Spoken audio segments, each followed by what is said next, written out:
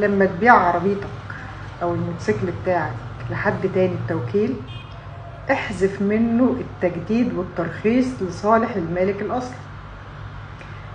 ناس كتير بتبيع وتعمل توكيل بيع للنفس وللغير والتعامل مع المرور والتجديد والترخيص، فالمشتري يقوم رايح مجدد الرخصه باسمك تاني ويفضل ماشي بالتوكيل. يجي بقى عليك مخالفات تجديد اللوحات، يعمل لك مشكله في المعاش لو اشتريت عربيه تانية بتتشال من التموين، وتيجي بقى عايز تجبره انه ينقل الملكيه، فانت مش عارف تجبره انه ينقل الملكيه. كل ما بيجي يرخصها ويجددها لما رخصه بتنتهي بيرخصها باسمك تاني. وطبعا دي مشكله ومحدش عارف يحلها لحد دلوقتي. في ناس بتتذاكى وتروح تعمل للمشتري محضر سرقه وتعمل له وقفه عمل مع المرور، علشان لما يجي يتعامل مع المرور تاني يقولوا له عليها وقفه عمل والعربيه مسروقه او الموتوسيكل مسروق فيتاخد منه.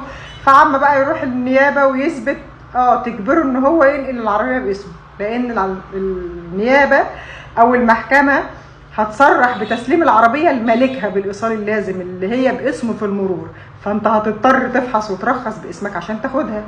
بس ما هو برضه هيخرج يعمل لك بلاغ كاذب، هو مش سارق منك العربيه، هو معاه توكيل بيها انت عامله له. او تضطر ترفع دعوه في المحكمه وتختصم فيها المرور انك تجبره ينقل الملكيه.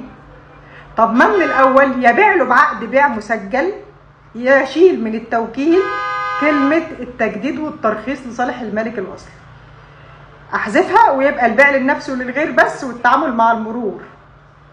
الغي كلمه تجديد الرخصه علشان ما يعمل لكش مشكله وتحتار فيها وما تبقاش عارف تعمل فيها ايه.